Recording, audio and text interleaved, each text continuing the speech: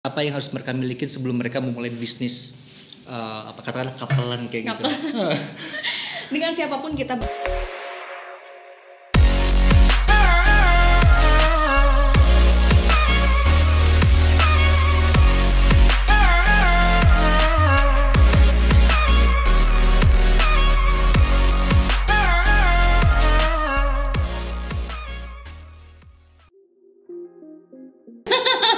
Oke, halo Sobat Ubers, balik lagi bersama saya Radit di podcast Kopnus Pos. Nah, kali ini seperti yang kalian lihat di hadapan saya sudah ada sosok yang kayaknya saya sudah tidak asing lagi ya. Karena dulu nih, bener nih gak asing, karena dulu aku rambutnya gak gini. Iya, justru itu. Dulu kan memang awalnya dikenal dengan karena sosok sesuatu yang menarik ya, eksentrik, dengan penampilan rambut yang warna-warni di setiap penampilannya. Dan juga waktu itu memang sempat viral juga lagunya yang sangat nyentrik banget nih. Dan akhirnya pada saat itu berhasil menarik perhatian masyarakat Indonesia. Dan juga terutama di industri musik, di entertainment lah ya. Iya benar. Ya, ada cerita Janet. Makasih banget loh. Karena tadi kan bilangnya kok ngobrolnya udah Sunda-Sundaan tadi di awal. Ternyata sama-sama orang Sunda. Orang Sunda, update-nya orang Cianjur. Orang Cianjur sama-sama orang Sunda. Udah mengikuti jauh, katanya pakai wig sampai sekarang. Betul. Udah tidak memakai wig lagi. Dan dulu juga sempat ngikutin lagu yang Dirijek ke Dirijek, itu viral banget loh pada zaman. Tahun berapa sih Teh? Itu 2012 dan alhamdulillah sampai sekarang tuh lagunya masih tetap hits alhamdulillah. Jadi ketika kita mau kemana-mana orang-orang ngeliat aku pastinya sambil nyanyi, mereka nggak manggil nama loh. Kalau ngeliat aku Dirijek. Jadi udah menjadikan kayak trademark aja ya. Iya, J, gitu. Apa kabar? Alhamdulillah baik Radit. Gimana Radit? Emang nggak dingin nih botak terus? Lumayan dingin sih, cuman karena memang tidak ada pilihan lain jadi harus seperti ini aja. Nggak mau nyobain jadi Janita Janet gitu sehari aja gitu? Dengan pakai wig maksudnya? Itu nggak mudah jadi Janita Janet tuh Radit. Oh gitu ya? Orang-orang mungkin nilainya, ih apa sih naon sih cenanya kata orang Sunda, ih naon sih penampilannya nggak banget gitu kan, norak dan segala macam. Pada saat aku jadi Janita Janet pertama kali muncul ke permukaan. Betul. Itu wah malu nih, aduh gimana. Tapi itu mengkawinkan antara karakter yang kita pakai, salah satunya wig, dan juga dengan kepribadian kita itu harus bisa kawin. Makanya disebut Janita Janet yang nyentrik, yang apa ya, itu emang karakter baru di luar karakter aku yang aslinya. Itu kan pakai wig ya. Dan selama berkarir kalau boleh tahu nih, wig yang ada di rumah koleksinya dari awal sampai sekarang udah berapa sih? Lucu. Suruh ngitung lagi ya. 1000-an. 1000 wig lebih bahkan dengan wig-wig yang udah west ya. Terus dengan wig-wig yang masih belum terpakai karena ada niatan sebenarnya di tahun 2020 kemarin tuh aku pengen bisnis yang memang relate dengan apa yang aku pakai. Cewek kan gitu kan, kalau nggak fashion, make up, wig nih jadinya udah terkenal dengan wignya. Ya udah tadinya aku mau bisnis itu makanya aku bikin produksi yang banyak, selain untuk aku pakai juga untuk aku jual. 1000 wig di rumah. Di rumah banyak banget. Dan itu belum sempat terpromokan karena sempat kepospon gara-gara ada perjalanan hidup yang kisah hidup yang sempat terhambat. Nanti kita bakal bahas kisah hidup di sini boleh ya? Sampai ke situ bahasnya? Boleh nggak? Kopnus Pos luar biasa loh ya, karena biar kenal dulu bener. Betul. Ya tapi bagaimanapun kita ngomongin masalah wig dulu, JJ itu dikenal karena memang eksentrik dengan rambutnya ya. Tapi sekarang dengan melepas si wig itu, akhirnya dengan sendirinya sudah tidak pakai wig pun orang akhirnya mengenal JJ ya. Ya itu. Jadi awal kemunculan pertama kali sih kenapa memilih wig gitu kan? Gimana tuh? Kalau aku tuh orangnya tuh seneng yang memang cari keunikan. Kenapa keunikan itu bikin orang jadi cepat notice, cepat kita cepat dikenal, cepat diinget gitu loh. Dan emang tujuan aku pada saat itu ya aku pengen punya diferensiasi sama penyanyi dangdut yang lain. Kalau kita punya sisi faktor beda dengan yang lain, otomatis kita akan mempunyai pasar sendiri dan juga bisa jadi top of mind gitu loh di pemirsanya, di para penonton, dan akhirnya jadilah karakter Janita Janet. Dan berhasil kan, akhirnya orang lebih tertarik dan mencuri perhatian lah masyarakat Indonesia. Tapi seperti yang tadi gue bilang di awal, keberanian dan konsistensi sebenarnya. Kalau aku pakai cuma sehari 2 hari kan mungkin orang juga belum mengenal. Tapi karena aku terus pakai itu, walaupun panas pakai wig teh. Panas ya? Panas banget. panas, terus juga keiket, capek, dan itu tuh aku durasinya bisa sampai 24 jam pakai wig. Apalagi mungkin kalau pas manggung di outdoor ya nggak sih? Aduh, kan itu aku pakai yang sintetis pada zaman dulu ya.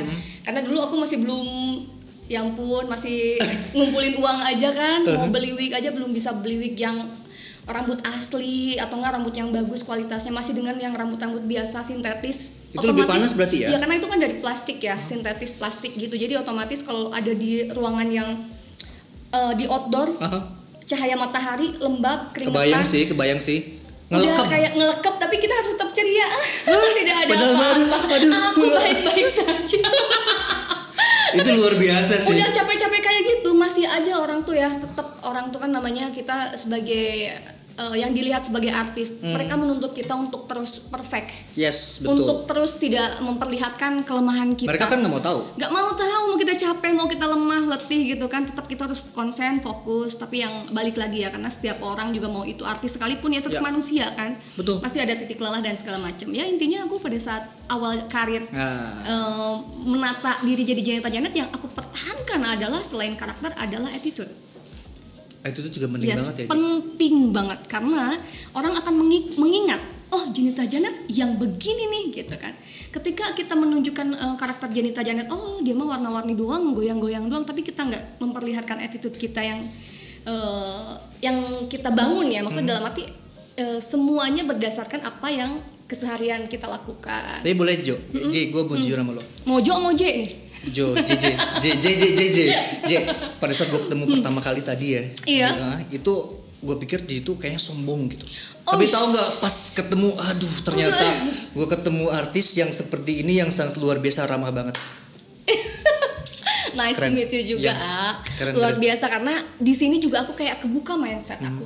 Karena selama ini aku kayak ngerasa, oh ternyata dunia investasi, dunia pinjaman, dunia kita mau nyimpen uang gitu kan terbatas gitu di Indonesia tuh ya, taunya ya di bank dan segala macam. Tapi dengan ada Kopnus Pos ini aku jadi tahu, dan ternyata ini nanti kita bahas itu. Tapi lucunya ini kita mah ada podcast kayak gini, kita bisa lebih kenal dengan siapa orang yang nggak sih, ini kan kita biasanya koperasi, tapi ada podcast seperti ini. Nggak nyangka, luar biasa loh. Ini tuh terobosan baru. Apalagi kalau misalnya nih para milenial udah mulai melek investasi nih, karena obrolan ini penting banget. Orang milenial zaman sekarang kalau nggak testimoni, gue nggak percaya. Lu udah untung berapa? Itu milenial itu udah ngomongin masalah cuan, udah mereka pasti akan melek duluan ya. Udah melek duluan, tapi mereka itu jangan salah, nggak akan percaya kalau nggak ada bukti gitu. Yes. Dan anak milenial sekarang itu pada pintar-pintar, udah Gen Z ya sekarang ya, jadi lebih kritis lagi. Kita masuk ke generasi mana nih? Kamu milenial ya? Milenial ya. Kita seumuran nggak sih? Jangan bahas umur aja lah ya. Sensita ya.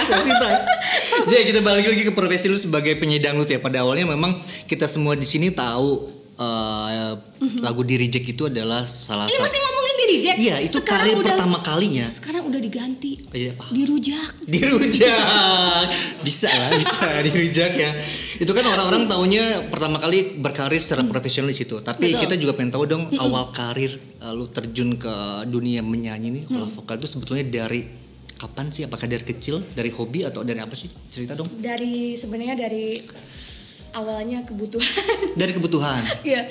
Kalau orang Sunda dulu tuh karena aku butuh. Bakatku butuh. Bakat ya. Bakatnya bukan bakat alamiah, bukan karena bakat, tapi karena bakat itu karena harus karena keharusan, mau nggak mau. Jadi awalnya sih nyanyi dangdut bisa nggak ya gitu. Padahal diri aku sendiri tuh kayak sadar kapasitas aku kayaknya nggak, suaraku nggak dangdut banget gitu. Terus ngelihat ada mama aku kan penyanyi dangdut juga dulu. Oh, dari mama. Iya, mama tuh penyanyi dangdut. Jadi aku sering nganter mama, nemenin mama kalau misalnya nyanyi dangdut, dan ngelihat gitu di panggung tuh kayak gimana. Terus juga aku senang interaksi dengan penonton. Yeah. Pada saat itu aku belum bisa interaksi, dan aku ngeliat mamaku, oh kayak gitu ya, penonton datang request lagu nyawer, enak banget ya, terus dibayar, diamplopin. Teteh aku juga kakak sepupu. Dia juga penyanyi dangdut, dan dia tuh jobnya lebih banyak lagi daripada mamaku. Jadi memang satu keluarga tuh, J? Iya, ada kakak sepupu sama mamaku. Mereka seneng dangdut semua. Jadi kayak setiap hari aku ya didengerinnya tuh dangdut. Pada saat itu dangdut masih belum hit sekarang. Kalau sekarang kan masih bisa diterima oleh seluruh rakyat Indonesia, bahkan ke internasional gitu kan. Kalau dulu tuh masih kayak bukan tabu ya, masih kayak apa sih dangdut, masih karena mungkin gini pada zaman itu, pada masanya dangdut itu benar nggak sih pernah ada di masa orang berpikiran dangdut itu kampungan, kemudian itu kalangan bawah gitu. Terus kenapa akhirnya setelah ada kan paradigma seperti itu ya, tapi kenapa seorang JJ mau tetap bertahan dangdut itu dijadikan satu jalur untuk karir gitu loh, dangdut padahal kan ada pop mungkin, atau kenapa? Yang tadi aku bilang peluang. Aku tipe orang yang nyari peluang, gimana caranya, tapi yang relate dengan apa yang aku bisa. Emang sih sesuatu bisa kita pelajarin, cuma lebih asik kalau misalnya kita punya hobi dan dibayar gitu. Itu tuh nikmat luar biasa. Ataupun misalnya kita punya pekerjaan yang memang peluangnya bagus nih, akan ngasilin income yang gede, tapi kita nggak passion di situ, ya itu bisa aja dipelajari, cuma akan ada titik jenuhnya nanti. Dan gitu. Mungkin tidak maksimal kali. Dan tidak maksimal. Tapi kalau misalnya nyanyi, oh iya aku bisa belajar nyanyi karena aku juga suka gitu kan. Jadi menurut aku dangdut pada saat itu kenapa mungkin pandangan orang masih norak dan segala macam, mungkin karena dangdutnya belum semilenial sekarang. Dangdutnya belum berkolaborasi dengan musik yang masuk ke anak-anak milenial kayak R&B, hip hop. Sekarang udah semua masuk ya. Udah dangdut yang koplo dan segala macem gitu. Jadi sekarang tuh dangdut tuh bisa dengan berbagai macam rasa, tapi tetap dangdutnya nggak hilang. Ada gitu ya. Ya ingat dangdut, ingat gendang, ingat suling. Itu sih yang nggak mungkin aku hilangkan dari dangdut gitu. Maksudnya, aku penyanyi dangdut tapi aku nggak mau ya ada gendang. Pasti kalau aku pengen nyanyi dangdut, tolong sediain gendang sama suling gitu. Karena dengan ada gendang itu bikin orang mau joget. Iya. Sih. Sebenarnya ketukan drum juga bisa, tapi kayaknya dangdut tuh kayaknya lebih nikmat, tau gak sih? Kenapa? Dangdut itu lebih nikmat kalau buat joget. Karena gini, setiap manusia itu sebenarnya nggak ada yang nggak bisa joget. Malu aja, gengsi ya. Waktu kita bayi, kita goyang-goyang loh itu dengan natural. Iya sih. Itu yang tidak akan pernah hilang dari manusia. Jadi sesuatu yang benar-benar basic yang ada dalam diri manusia adalah bergoyang ketika mengikuti irama. Goyangannya terserah lah, mau ada yang absurd kah, ada yang heboh sendiri dan segala macam, itu beda-beda stylenya. Tapi yang aku lihat semua orang itu bisa bergoyang gitu. Jadi kenapa tidak memanfaatkan nih momen tersebut. Orang Indonesia senang goyang, orang Indonesia senang yang ringan-ringan gitu kan. Kenapa dibilang ringan-ringan? Dengan musik kayak gitu aja bisa joget loh gitu, bisa seru. Bahkan juga ada statement dangdut is the music of my country. Iya, jadi identitas gitu kan. Betul. Dan ternyata memang dangdut ini menyimpan banyak kisah buat aku. Dari dangdut aku mulai belajar mandiri. Dari dangdut aku belajar untuk percaya diri. Ketika teman-teman aku sekolah nih, teman-temanku sekolah di tasnya tuh cuma buku, pulpen dan segala macam. Kalau aku beda. Di tas aku tuh isinya baju nyanyi dangdut, sepatu boots. Pernah anak-anak teman-teman pernah ngeliat nggak sih? Iya, karena guru olahraga aku tuh selalu nanya, kenapa sih tiap ke sekolah kok bawa rangsel terus gitu? Iya Pak, habis sekolah aku mau nyanyi, itu SMP. Gitu. Aku mau nyanyi, jadi bener-bener orang-orang sekolah tuh tahu aku penyanyi dangdut. Tapi aku bener-bener don't care aja dengan pandangan teman-teman yang bilang kampungan, jangan gaul sama si Jenita. Mungkin kalau sekarang tuh bahasanya dibully gitu nggak sih? Iya nggak sih? Iya kayak gitu. Jangan gaul sama si Jenita. Aduh, ntar kebawa keriting rambut kita. galing dia bilang gitu kan. Jadi kitanya juga. Terus kalau misalnya mau ngelewat nih ke kelas kita kayak disorakin, dangdut gitu. Tapi aku nggak peduli. Yang penting aku bisa dapat uang, bisa bayar uang SPP pada saat itu. Bisa sekolah, aku bisa jajan gitu tanpa harus nunggu ataupun minta ke orang tua. Mungkin teman-teman aku yang lain belum melakukan hal itu, tapi aku ngerasa ya aku nggak peduli dengan mereka. Kalau misalnya mereka malu berteman dengan aku, ya aku lebih senang berteman dengan kemandirian aku kayak gitu. Tapi pada saat disurakin seperti itu, akhirnya dia cuma cuek aja seperti itu ya? Iya, joget malah. Kalau bisa kendangin dong. Kalau zaman dulu tuh aku masih kayak mentalku mungkin belum sekuat sekarang. Jadi kadang-kadang nangis gitu. Tapi nangisnya nggak memperlihatkan ke orang-orang di toilet. Deg-degan kayak gitu-gitu, pasti sih ngerasa. Tapi sampai kebayang sih kalau misalkan Cici pada saat sekolah tuh bawa ransel, kemudian bawa baju-baju, orang-orang kan bawa peralatan tadi Cici bilang ya. Iya benar. Itu sampai seperti itu ya perjalanan sampai sekarang seperti ini. Iya. Gitu, pulang sekolah buru-buru make up di toilet, terus berangkat naik ojek ke acaranya kayak gitu. Oke. Balik lagi nih Ci, masalah ke Wig lagi nih, karena memang wig itu basic awal dari perjalanan karir. Mau nggak mau kan, mau nggak mau itu memang dari sana kan, berawal dari sana ya. Betul ya. Terus katanya ada media atau apalah katakan orang mencap JJ itu sebagai Katy Perry Indonesia. Itu gimana sih tanggapan pertama kali JJ mendengar kalimat itu? Katy Perry Indonesia itu kan timbul karena penilaian dari orang lain, bukan kita yang membentuk. Kita pengen dipandang sebagai Katy Perry. Sedangkan dari awalnya itu aku memang ingin dipandang, ingin punya positioning lah gitu. Jadi pengen beda dari yang lain, terus jadi top of mind sebagai Jenita Janet, bukan jadi karakter lain. Tapi ternyata orang lain ngelihatnya, oh iya ya itu wig biru tuh kayak Katy Perry. Pada saat itu lagi rame banget. Jadi ya itu bonus aja. Beban gak sih? Beban pasti, tapi kan orang Indonesia udah pada pintar-pintar. Sekarang kalau ngebandingin dengan artis luar negeri ya kapasitasnya seperti itu, udah internasional dan segala macam. Bukan berarti Jenita Janet nggak punya kualitas, nggak sama sekali. Tapi aku ingin orang-orang mengenal sosok Jenita Janet dengan karakternya aja, dengan karakter yang memang oh iya lucu, terus ngegemesin, selalu semangat, energik, terus selalu membawa positif, aura yang positif gitu. Terus aku paling senang kalau misalnya ketika dilihat sebagai Jenita Janet, orang memandangnya adalah wow, aku ngerasa terhibur nih. Kebanyakan tuh anak-anak dan ibu-ibu. Anak-anak dan ibu-ibu, karena kedatangan Jenita Janet tuh kadang ini testimoni dari orang-orang yang udah pernah. Anak aku tuh sampai ngelihat Mbak Janet terus sampai dia ngundang. Ketika sunatan dia ngundang. Oh iya. Iya, jadi kayak gitu jadi membuat anak-anak tuh jadi kayak ngerasa punya temen. Apalagi kan mereka tertarik sama rambut yang warna-warni itu kali ya. Iya, makanya apapun lah orang bisa memandang aku, dan alhamdulillah ternyata yang bisa ngefans ke Jenita Janet bukan hanya orang tua tapi anak-anak kecil, ibu-ibu gitu. Jadi itu malah dijadiin sama aku dijadiin media gimana caranya supaya lagu-lagu aku bisa diterima lebih luas lagi kalangannya. Dan lagunya memang energik banget tuh, enak buat goyang juga sih. Iya. Lagu yang yang dari J kemudian yang Pokemon ya nggak sih? Iya, seperti Pokemon. Karena memang ya itu lebih ke ride the waves ya. Jadi aku ngikutin ini aja, ngikutin yang lagi hype saat itu ya. Pada saat itu yang lagi ramai. Tapi kalau di reject ya benar-benar itu sesuai dengan pengalaman aku yang pernah di reject di dalam karir aku sebelumnya. Gue penasaran nih masalah di reject nih. Di reject itu lagu memang pada saat itu orang langsung ngasih project lagu di reject ini langsung sama JJ atau gimana sih, J? Enggak, aku nyari sendiri itu. Aku karena waktu itu aku sempat gagal di salah satu duo, aku ngerasa bahwa kesuksesan aku masih bisa dikejar.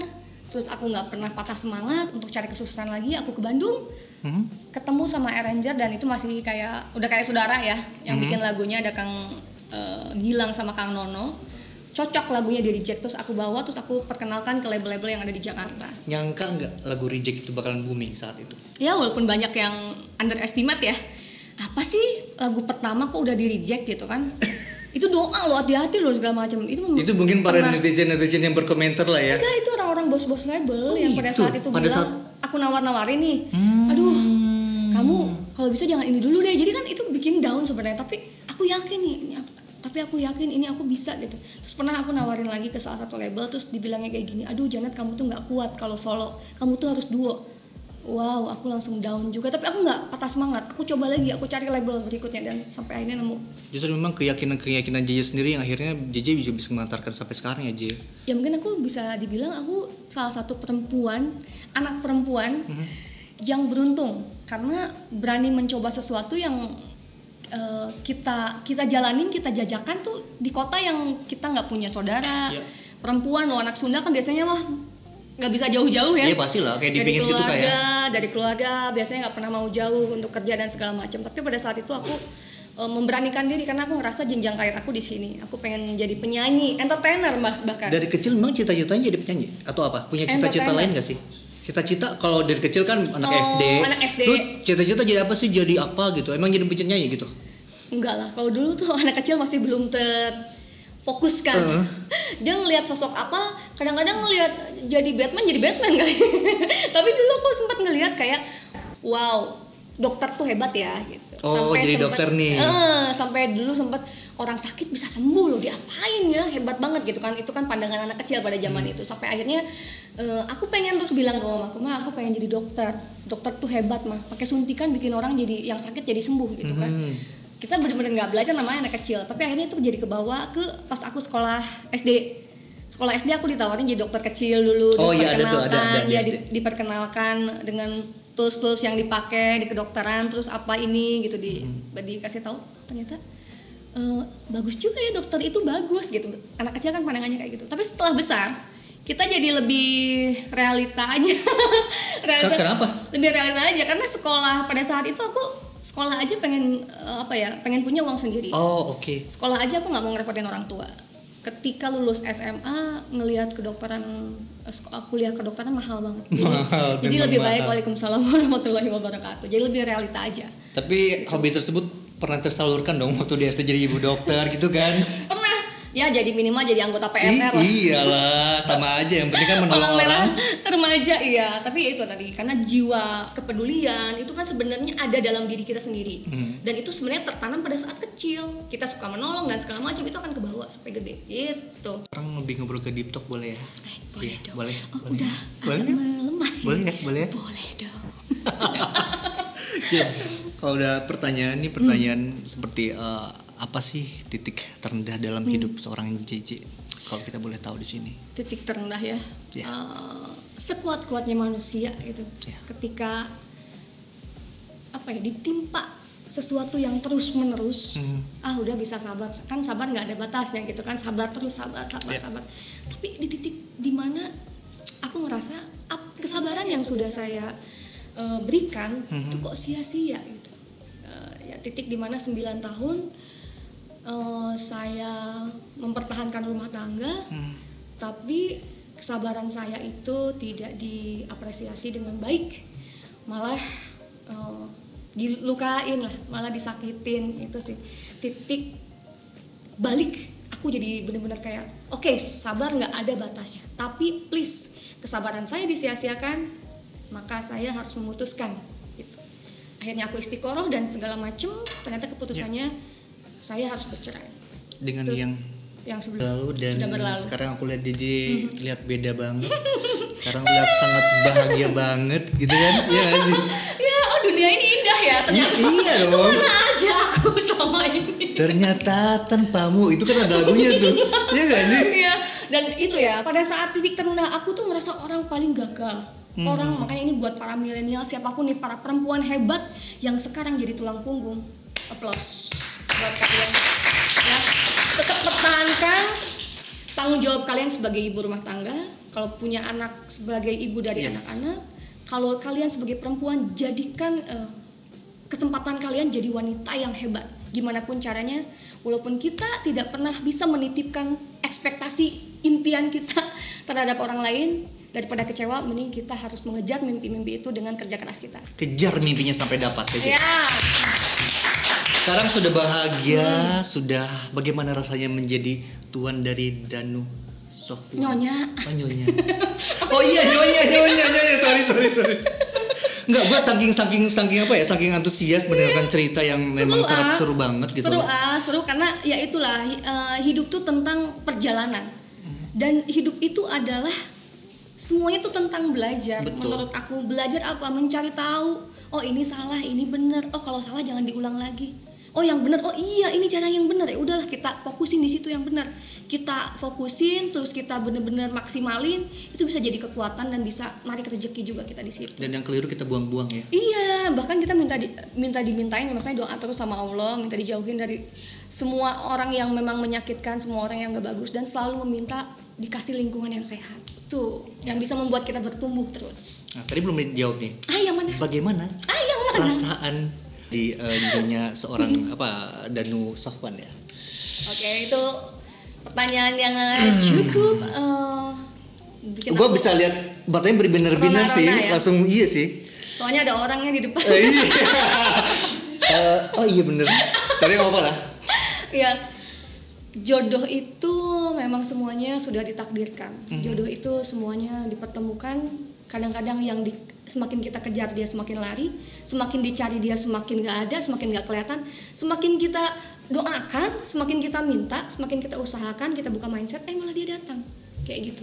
Dan aku pada saat kemarin itu hanya membuka mindset aku, membuka hati aku, niatnya sama Allah, ya Allah, Saya sekarang tinggal di Jakarta sendiri karena orang tuaku di Bandung ya sejak pandemi kemarin. Jadi ketika aku bercerai kemarin tuh kondisi aku sendiri banget di Jakarta. Karunya tuh yang sih sendiri. Iya mantap. Nah, jadi menurut aku ya wanita itu harus punya nilai, harus punya value, dimana harga diri jadi nomor utama untuk bisa menentukan nilai seseorang, nilai wanita. Wanita mau dipandang sebagai apa?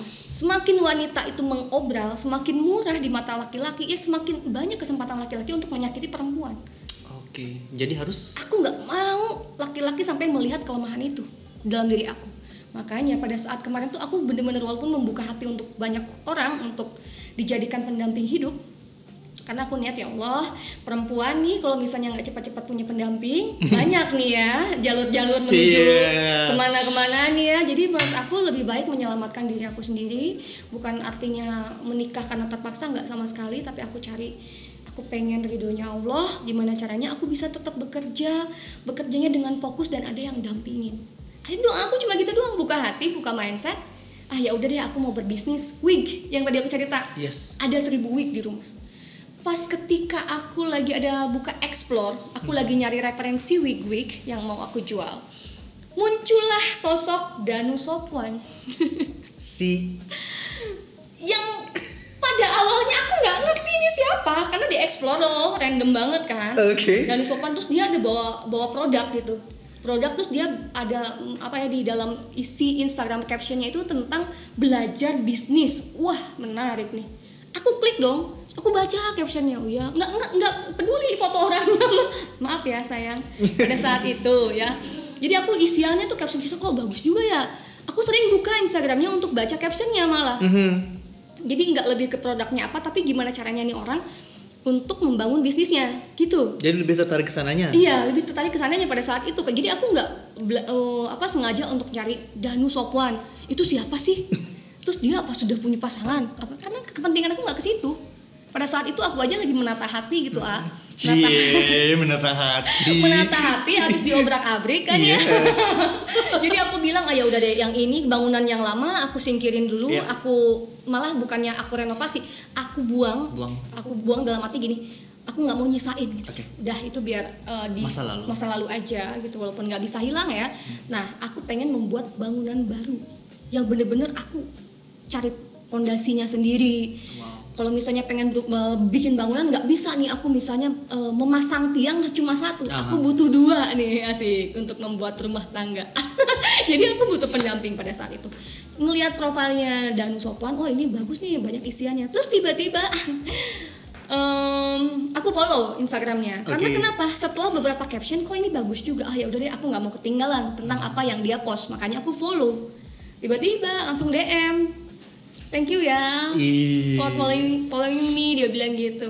Dia respon, iya sama-sama kak. Aku masih kayak kembali masih kakak ya? Kakak, karena tidak ada tendensi pengen sama dia dan segala macam, boro-boro. Aku belum kepikiran untuk nyari calon suami yang apalagi kita nggak kenal sama orangnya ya. Apalagi dari sosial media. Kemarin aja kenal 9 tahun bisa gagal. Jadi benar-benar durasi intensitas yang seperti itu tuh tidak menentukan kualitas. Makanya ya udah aku benar-benar berkenalan sama Danu itu awalnya emang karena bisnis karena dia juga pertama kali say hi gitu. Thank you udah nge-follow gitu. Akhirnya aku ngomong, Mas Danu aku sering baca Kak Danu aku sering baca ini semua captionnya bagus. Aku lagi mau bisnis nih, bisnis week. Ya udah boleh, kapan kita ketemuan kayak gitu. Jadi pas ketemuan pun gak ada tendensi yang dating nih, gak ada. Karena pada saat itu kan sudah ada beberapa orang yang sedang mendekat ya. Mencoba untuk mendekati gitu. Iya, beberapa. Selain Danu itu sebenarnya nggak ada dalam list. Tidak ada dalam arti benar-benar di luar ekspektasi aku. Keluarga aku juga semua. Loh, Nek, perasaan kemarin yang dikenalin ke mama bapak bukan yang ini. Iya mah, ternyata ini yang aku ajak serius terus tiba-tiba dia mau datang ke orang tuaku. Itu setelah kita durasinya 5 bulan setelah kita intens ngomongin masalah wig itu. Karena tetap jadi memang awalnya untuk berbisnis dulu ya? Wig. Gimana caranya untuk bisa membangun bisnis kita jadi lebih besar lagi itu. Tapi sadar nggak sih Ji, ngomong-ngomong masalah wig itu dari tadi kita bahas wig. Itu dengan wig akhirnya karir JJ cemerlang. Dan dengan wig juga akhirnya ketemu Iya nggak sih? Iya. Sampai detik ini malah aku nggak pernah pakai wig di depan suami. Emang iya? Nggak, dia jarang banget ngeliat aku kan aku udah lama nggak pakai wig lagi udah kan, udah ya. lepas betul. Tapi artinya tidak meninggalkan identitas aku dengan wig-wignya, nggak sama sekali.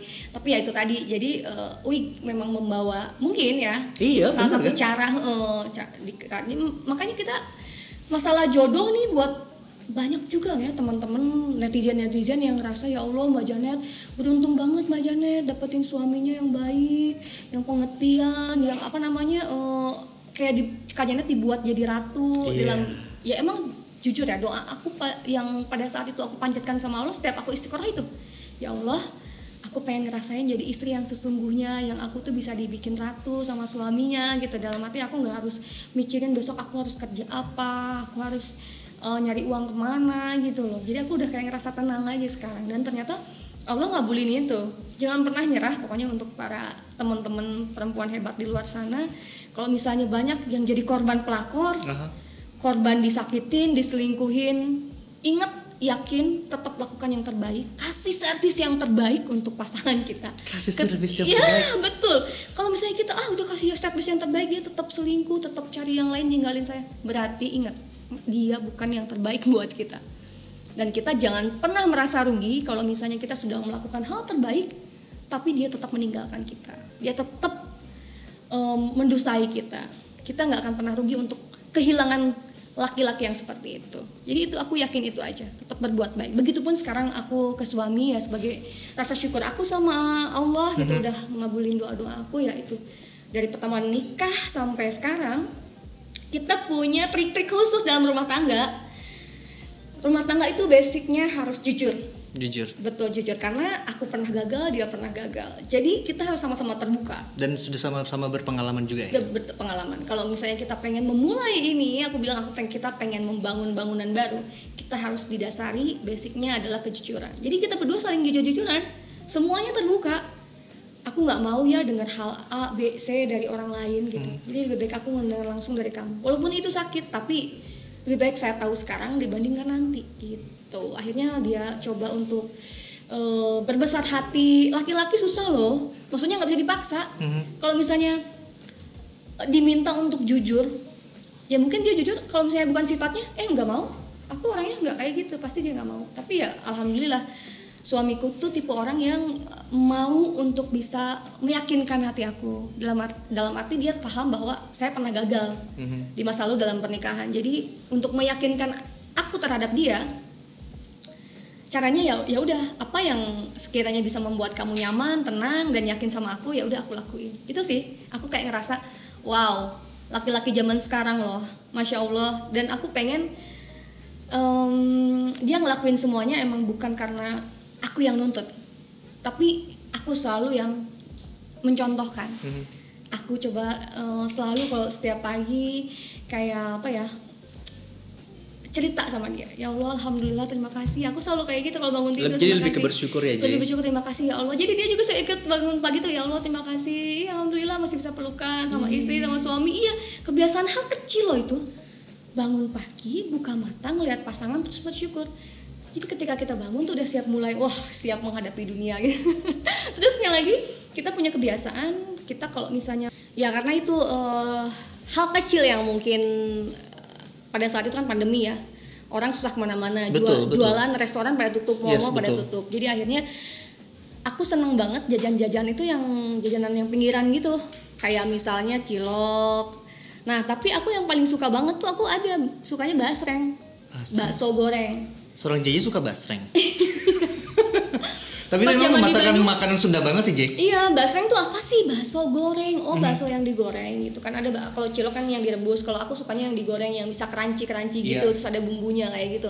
Nah, emang hal kecil yang kayak gitu ternyata kalau kita ketemu dengan pasangan yang satu frekuensi, dia sampai bingung, sayang, kamu kok mau beli basreng kita harus ke Bandung dulu, harus ke Bogor. Ada basreng yang enak di Bogor gitu kan, yang masih di pinggiran jualannya. Aku bilang, iya sayang, aku suka banget basreng. Terus dia tuh suka ngeliat kalau aku lagi makan basreng, aku tuh yang gitu, senengnya tuh udah kayak mau dibeliin emas, dibeliin berlian.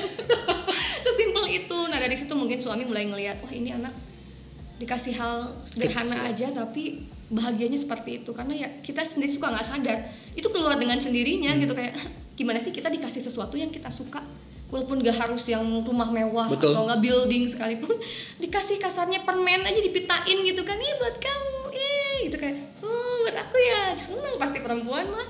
Jadi kayak gitu dia ngerti banget gitu, kayak kalau aku cerita sama dia aku dulu seneng banget basreng, terus dia bilang, ngeliat ekspresi aku, kenapa dia ngeliatin, terus dia langsung nanya, kamu mau nggak aku bikinin bisnis basreng? Mau gitu, tanpa aku mikir dulu. Tapi selama aku makan basreng tuh kayak aku sempat kepikiran, ya Allah ini basreng tuh enak banget, apakah semua orang suka nggak ya basreng, gimana caranya supaya semua orang tuh ngerasain enaknya basreng gitu.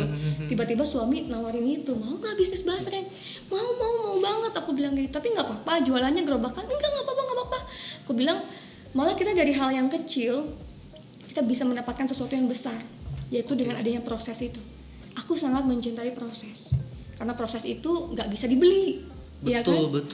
Hasil bisa dibeli, ya kan? Dalam arti ya anggap aja kita pengen dapat apa, oh pakai duit aja udah dapat gitu. Tapi proses itu nggak bisa gitu. Itu yang benar-benar aku sukai, itu yang benar-benar mendewasakan aku, membuat aku lebih bijak, lebih cerdas juga ngelihat peluang kayak gitu.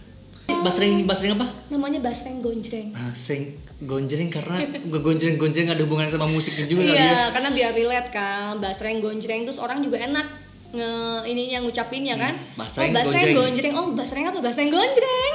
Ya, jadi ngomongin masalah bisnis nih. Ini kan jadi melakukan bisnis itu bersama suami ya. Mungkin di sini juga banyak banget teman-teman yang mereka, atau mungkin bukan suami istri lah katakanlah, yang mungkin yang baru pacaran atau mungkin teman sekalipun mereka ingin berbisnis. Itu kan ada dua keinginan ya, ada dua visi yang sama atau gimana. Kalau dari Jay sendiri, tips apa sih, basic tips apa yang harus mereka miliki sebelum mereka memulai bisnis katakanlah kapelan kayak gitu? Dengan siapapun kita berpartner dalam berbisnis, pastikan kita punya partner yang tepat sesuai dengan kebutuhannya. Misalnya seperti ini, alhamdulillah nih Janet sekarang ada suami yang memang satu frekuensi, sama-sama di bisnis. Aku yang suka bikin ide-ide liar dan suami sebagai eksekutornya, ya kan? Ide tuh nggak akan jadi apa-apa kalau nggak ada realisasinya, nggak dieksekusi kan. Makanya cocok banget, carilah partner yang memang bisa seperti itu. Ketika kita punya ide, wah aku yang tukang bikin ide ya segala macam, aku punya ide segala macam. Nah nanti yang mengeksekusi ya partner kita. Tapi nggak cukup dengan itu. Kalau kita pengen membangun bisnis itu benar-benar kita harus ada planning dan juga targeting. Oke.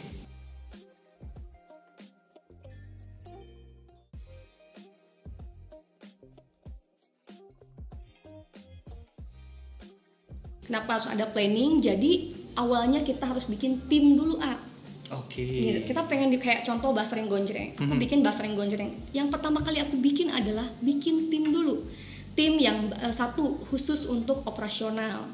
Ada operasional, ada keuangan, finance, ada juga bagian perlengkapan dan segala macem. Dan juga selalu aku ada orang konten. Jadi kerjanya itu memang kerja tim. Kita nggak bisa di dalam berbisnis itu kita membangunnya nggak bisa cuma satu orang, dua orang, tapi kita butuh tim di lapangan. Nah kita yang setelah kita membuat tim ini, kita harus benar-benar brainstorming mereka. Kira-kira kita mau punya target apa ke depannya? Balik lagi ke target, terus punya target berarti ya. Ingat, jadi kita harus bikin tim dulu nih. Di perusahaan kita yang paling kita butuh apa? Oh, operasional nih yang ngurus segala macam, admin. Ada keuangan, yang ngurus keuangan kita jangan sampai boncos. Terus gimana caranya si finance itu bisa ngeliatin, bisa ngatur cash flow kita supaya kita nggak defisit. Gimana caranya supaya keuangan jalan terus gitu kan. Terus tim tim kebutuhan untuk persediaan.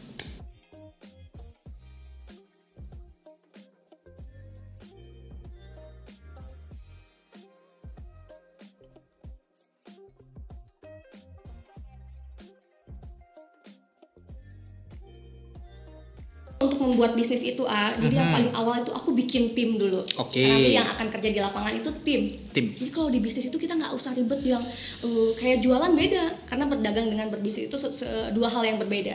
Jadi kalau bisnis kita bisa mendelegasikan kepada tim kita. Jadi pertama aku cari orang operasional yang ngurus operasionalnya. Ada admin, ada finance, ada orang warehouse, gudang. Okay. Karena sistem kita tuh kalau yang untuk Basreng Gonjreng itu kemitraan gitu. Terus setelah itu apa? Oh, kita sama-sama dengan tim itu nge-brainstorming. Kira-kira target kita ke depan seperti apa? Biasanya tuh aku menargetkan itu per kuartal. Gitu. Kuartal pertama 3 bulan pertama Januari, Februari, Maret itu target dari tim operasional kayak gimana. Kita benar-benar samain dulu visi misi kita. Oh ya, kita pengen ini. Terus tim marketing nih kira-kira penting banget karena marketing ini ujung tombaknya perusahaan gitu loh, di mana dia mempromosikan barang-barang kita. Betul, kita udah nyiapin segala produk, operasional, tim, konten segala macam, ya ujung-ujungnya penjualannya di marketing. Iya. Bisnis siapapun selama mereka mempunyai modal. Tapi memang kenyataannya banyak juga nih orang-orang yang justru tidak pandai untuk mengatur keuangan. Kita udah masuk masalah keuangan ya. Iya, penting. Dari JJ sendiri tuh bagaimana sih cara mengatur keuangan? Apakah memang pernah menemuin kendala nggak sih cara mengatur keuangan ini untuk apa seperti itu, pernah nggak sih? Aduh, aku udah diajarin itu udah lama banget karena dulu pas punya uang sendiri. Dan ini bukan salah satu ilmu buat JJ juga dong sekarang? Iya betul, dulu tuh kalau misalnya aku punya uang 1 juta, aku biasa nyimpen 50%-nya aku simpen di tabungan. Yang 50%-nya aku pakai buat kebutuhan sehari-hari, 10%-nya buat ngasih ke orang tua, 10%-nya buat kebutuhan aku make up dan segala macam. Pokoknya 50% ini buat DLL dan yang 50%-nya itu aku simpen.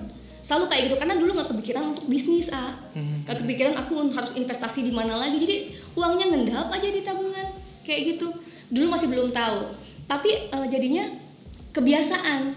Setiap kita punya uang selalu berpikirnya simpen dulu sebagian. Iya. J, kalau ngomongin masalah investasi yang ada di dalam pikiran JJ apa sih?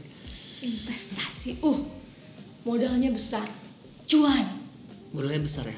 Pasti aku mikirnya gitu kalau investasi. Beda lagi kalau misalnya dalam pikiran kita nabung. kalau nabung kan seberapa karena investasi aja. Itu banyak banget jenisnya kan. Kita bisa berinvestasi di mana aja kan. Kalau dengan kata investasi kayaknya berat gitu. Kalau aku kalau aku bayangkan berat ya, mahal ya. Tapi yang keinget sama aku ya itu investasi itu mahal pasti, terus ada cuannya kayak gitu. Dan harus aman gak sih? Harus. Kalau mendengar kata cuan berarti JJ itu ngarepin bunganya yang gede gak sih? Oh iya dong, karena biasanya kita apapun yang kita misalnya nyimpen uang di mana terus ada ininya nggak sih, ada keuntungannya apa lebih gitu kan? Keuntungannya apa? Banyak mbak. Jadi selain keuntungan juga kita ngasih prioritas ini itu bonus. Langsung senang. Iya kan, para milenial atau apalagi para perempuan ibu-ibu gitu kan. Jangan kan ibu-ibu lah, anak muda zaman sekarang juga udah aware terhadap investasi. Ya karena memang di sini di Kopnas Pos itu ada produk investasi juga J. Jadi iya betul, karena kita di sini tuh ada produk investasi simpanan berjangka. Kalau di luar tuh mungkin deposito ya, tapi kalau kita di koperasi itu simpanan berjangka. Dan bunganya kalau di kita manggilnya imbal jasa. Itu besar banget loh. Berapa? Hingga 9,25%. Itu gede. Iya. 9,25. Iya. Masa sih Iya, itu gede banget. Pasti harus uangnya besar juga ya? Itu dia. Biasanya kan kalau pada saat orang berpikir investasi itu pasti harus nominalnya sangat besar ya. Tapi kalau di Kopnas Pos itu dengan angka 1 juta rupiah aja kita bisa ikutan deposito biar agak-agak keren kayak gitu. Tapi 1 juta aja sih. Masa sih nggak percaya itu menabung kali. Iya bener. Kok bisa sih? Iya 1 juta aja. 1 juta udah bisa dapat keuntungan yang tadi 9,25. Itu kalau berjangka tuh kira-kira berapa lama jangkanya? Ya kita memang ada seperti biasa, ada 1 bulan, ada 3 bulan, ada 6 bulan sampai setahun dan 2 tahun gitu loh. Dan iya bener, dan pasti JJ berpikiran harus aman kan? Betul lah. Ya kita tuh pasti memang dijamin aman, karena pengen tahu nggak kenapa aman? Karena kalau di Kopnas Pos ini dana yang kita kelola itu hanya disalurkan untuk para pensiunan saja gitu, seperti PNS, Polri, Asabri, TNI, ABRI lah ya. Dan memang kalau mereka itu kan gajinya dibayarkan oleh pemerintah nih ya. Udah pasti ya, udah pasti bulan, jadi pinjaman yang dipinjam oleh para peminjam itu akan dipotong langsung cicilannya dari gajinya mereka. Jadi akan pasti tidak akan memenuhi kendala. Auto debit gitu langsung. Yes. potong nggak usah betul pasti dijamin aman. Kok bisa sih kenapa nggak dari dulu dong kalau kayak gitu? Aduh. Sejuta doang nih ya Sejuta kalau doang. dilihat nih jajan Tapi aja kalau jajan nggak mungkin sejuta. sejuta dong. Wah. Ya iyalah. Mau nyoba ini nggak, download nggak? Semakin besar nanti aku nyimpan, berarti semakin besar juga nanti Pasti. keuntungannya. Iya pasti. Ya iyalah. Wah, gimana caranya? Oh ini nih, bentar ya. Emang bisa di aplikasi? Bisa. Di sini ada di Play Store juga, di iOS juga nih, J. Coba punten ya, aku pegang handphonenya nggak sopan nih. Oh, jangan tahu lagi password. Oh iya, coba buka passwordnya dulu. Gitu. Nah, kita download dulu ya. Ini download dulu. Langsung registrasi ya, gue bantuin boleh ya? Boleh. Ini registrasi dulu, masuk gini. Tapi ini kan harus nunjuk bawa KTP nggak? Bawa, emang harus pakai KTP? Iya, tapi ini kan lagi ini ya, lagi direkam mungkin ditutupin aja dulu kan, mungkin ikat dulu kali ya. Iya, masa ntar KTP kelihatan dong foto jadul aku. Ya udah pokoknya registrasi dulu bentar ya. Oke. Nah, Ji, udah selesai kan? Udah. Bentar, gue nyalain dulu nih. Oh iya. Nah gini dong enak. Tenang nih hidupnya iya kan. Dong, tenang hidupnya. Gimana ya? Iya, ini segampang ini. Iya, gampang, cuma itu doang sih registrasinya dan memang nggak perlu waktu yang lama. Wah, gampang banget ini Oh, iya dong. Ini aku udah langsung registrasi dong. Tarang. Coba lihat. Semudah itu investasi sekarang ya. Gampang banget sih. Oh, keren. Wah, kalau gitu mesti ajarin aku yang tadi buat nanti setelah ini gue bakalan ajarin bagaimana cara untuk registrasi simpanan berjangkanya ya di kita. Oke, abis itu aku ajak teman-teman aku lah. Siap. Mudah harus banget sejuta mah. Ya, gampang, insyaallah. Ya, tapi kan nggak mungkin sejuta aja. Kali 30 aja. Oke. Jadi sebelum kita udahan kan kita ngobrol udah lumayan panjang banget ya. Iya, nggak kerasa kasih loh. Kasih dong jangan atau statement buat teman-teman milenial muda nih untuk kasih semangat mereka. Woi, kita sama-sama saling menyemangati. Betul. Sok ya itu makanya buat teman-teman milenial dan juga mungkin teman-teman yang baru mau memulai bisnisnya, jangan pernah takut dan ragu untuk memulai bisnis karena sekarang banyak banget ternyata ya. Yes. Bisnis yang memang nggak harus perlu modal yang besar. Tinggal kita konversi aja nih. Kalau kita punya sifat kebiasaan kepo, ya harus dikonversi nih, ya kan? Jadi kepo yang positif, Ya. Jadi kita kepoinnya orang-orang yang sudah sukses terlebih dahulu. Jangan kepoin mantap. Ataupun orang-orang yang sudah tidak ada manfaatnya untuk kita lagi. Jadi lebih baik kita fokus untuk cari bagaimana tuh orang-orang bisa dapat kesuksesannya, bagaimana cara mendapatkan kesempatan untuk membuat bisnis. Peluang-peluang jangan sampai dihilangkan, jangan sampai dilewatkan begitu saja. Dan ingat satu hal, lingkungan sehat membuat kita lebih bertumbuh dan juga lebih berkembang. Wah, quotes-nya keren banget. JJ, luar biasa. Thank you banget J. Kita udah sharing ngobrol sini panjang lebar banget dari kisah hidup karirnya sampai ilmu-ilmu yang bisa mungkin diambil teman-teman berbisnis dan berinvestasi itu memang penting banget ya J. Penting banget. Ya, terima kasih ya J. Salam sehat, salam buat tuan. Buat suami. Ya, kita pamitan dulu ya J. Terima kasih loh Radit dan juga terima kasih buat panggilannya Pak Coopers. Sahabat Coopers juga terima kasih juga untuk Kopnus Pos. Terima kasih banyak sudah mengundang saya di sini. Tentunya undang-undang lagi dong. Wajib. Seru ngobrol sama JJ loh. Kita bikin gimmick-gimmick. Boleh. Kita bikin TikTokan nanti ya. Seru tuh TikTok. Oke, nanti ya di sini ya. Oke. Kita pamitan dulu J. Oke, sahabat Coopers, itu dia tadi bincang-bincang yang sangat seru banget loh J, luar biasa. Ya, mudah-mudahan apa yang sudah kita sampaikan bisa menghibur teman-teman semuanya. Satu hal, terus support channel ini dengan cara subscribe, like, komen, dan juga share. Dan jangan lupa untuk aktifkan lonceng notifikasinya agar kalian mengetahui kalau ada video terbaru dari kita. Oke, selalu jaga kesehatan dan sampai jumpa. Dah.